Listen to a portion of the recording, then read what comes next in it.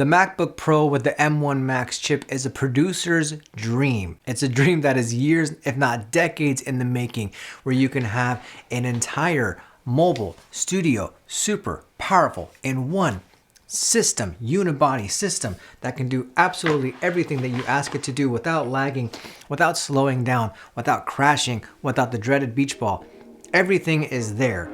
But yet I'm here today to let you know that you as a music producer or content creator do not need the MacBook Pro M1 Max. And here's why.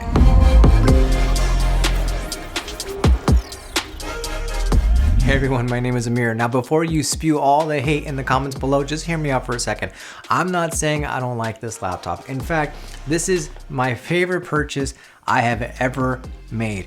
It is $3,000+ well spent. It's a 10-core CPU, 24-core GPU, and I got 32 gigabytes of unified memory with 1 terabyte of solid-state hard drive. I do wish in hindsight that I would have gotten 2 terabytes, but that's for another story. So this is not the most spec'd out M1 Max that you can get, but I just didn't think that I needed the 32-core CPU. I was fine for the 24, and I was okay getting the 32 gigabytes of unified memory versus the 64. I tried to future-proof it as much as I could, thinking that I want to have a machine that's going to last me 7, 8, 9, if not 10 years, and I thought that this machine is probably going to be the one that's going to be able to do it as long as I keep it in good condition. And this thing is a champ.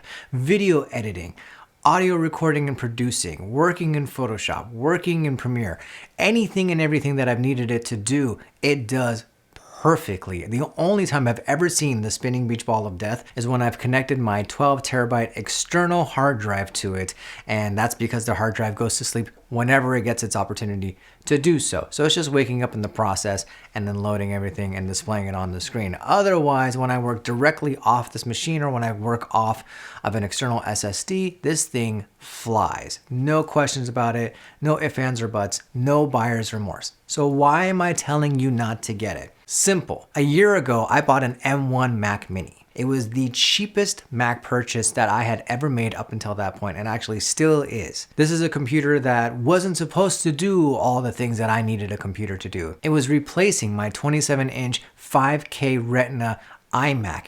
It was replacing my machine with 32 gigs of RAM, all of these things that I had souped up, that I had worked off of as far as creating videos and recording and editing audio. The M1 Mac Mini was going to replace that with only 16 gigs of unified memory and an 8-core CPU processor. And that machine, the M1 Mac Mini, with all the plugins that I have, with all the bells and whistles that I put in all of my recordings, with all of the processing power that I need to make sure that my edits, that my music, that the bounces, that the plugins, that everything that I have come out working flawlessly, that machine handled it beautifully. Absolutely beautifully. I am convinced right now to this day that if I got an M1 MacBook Air that got released in 2020 with just 16 gigabytes of unified memory, that laptop, that 13-inch laptop with no fan, could have handled anything and everything that I needed to do from a music production standpoint. I'm not kidding. That Mac Mini flew by everything that I needed to do, and it destroyed the 5K Retina iMac that I had before that. This machine that I have right here, this laptop that I have right here now, the 16-inch MacBook Pro M1 Max, is overkill for that. Now, granted, I am sure that if you are like the craziest music producer alive and you've got contact plugins and you've got mastering plugins that you're using on top of EQs, on top of compressors, on top of reverbs, on top of analog tape synths and all that kind of stuff, that you might be able to make this laptop sweat. Just a little bit. But I have no doubt that you can put this thing through its paces and have it kick ass. I recorded a song recently where I recorded everything off of this keyboard, 16-bit stereo going into this thing, and I had, I'm telling you, 30 to 40 tracks, all with plugins. Some had auto-tune on them, some had EQ, compressor, delay, you name it. Everything was on this mix. From there, I put the Goldfoss EQ, which is like my go-to kind of mastering EQ on top of everything. And then on top of that, I had Ozone for mastering. And I'm telling you, this thing didn't blink once. The M1 Mac Mini did not blink at all. And obviously when I transferred the project to the MacBook Pro M1 Max, it handled it like a champ. No question about it. But it goes back to me saying that I really do think, because if the M1 Mac Mini could do it, there's no question that the M1 MacBook Air with 16 gigabytes of RAM at a third of the price that I paid for this laptop, at a third of the price that I paid for the MacBook Pro M1 Max, could have handled it just fine. But I mean, what's not to love? You've got the SD port, you've got the USB-C, you've got the HDMI, you've got the MagSafe back, another 2 USB-C, and then the headphone port, and this absolutely beautiful display with its 120 hertz refresh screen. I mean, this thing is gorgeous. And I remember going to the Apple store when they first brought them out for you to play around with, having the hardest time deciding between the 14-inch and this 16-inch. I really wanted something compact and small and not super heavy. I just wanted something that I could take with me, that I wasn't, bolted down to this station right here, that I could take with me to the kitchen, to the backyard, to the bedroom, wherever I needed, put on some headphones and continue working. That was like my goal. Otherwise, to be perfectly honest with you, the M1 Mac Mini was doing its job. Had no reason to update. But to get a machine that I knew Apple was going to support for a very, very long time, and a machine that was just going to look beautiful first and foremost, but second, do everything that I needed to do and do it well and do it without breaking a sweat, that's all I wanted. That's really all I wanted. I'm also a video producer, an editor, and I just edited like some crazy music video. I'll put the link down in the description below of one of my original songs, and it was a ton of footage, 4K footage from back in 1998, working off in externals and this, that, whatever, and the next thing, effects, and getting stuff off of Storyblocks and putting that on top, and interview and blah, blah, blah, blah. Final Cut, which is my go-to editing software of choice, had 0 issues editing this video, and I'm talking 0. So after all this praise that I'm giving this computer, why am I telling you not to buy it? Simple.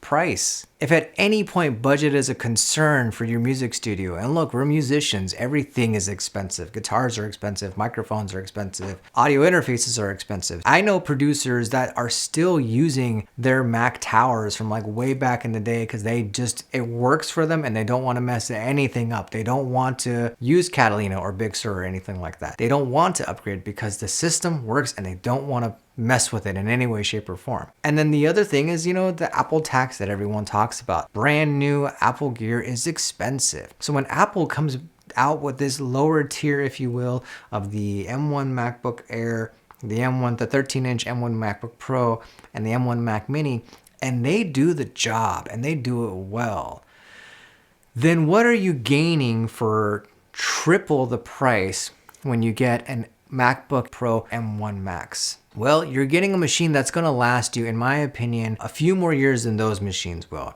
That is going to be supported a few more years than those machines will. Number one.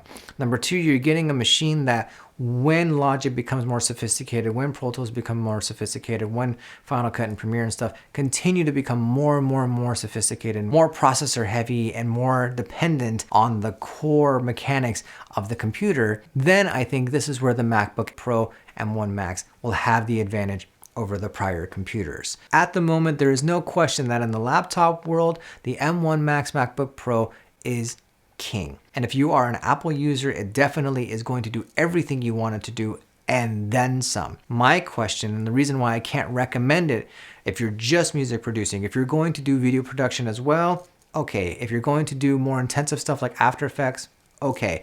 Then I can see you justifying the price to get a $3,000 plus machine.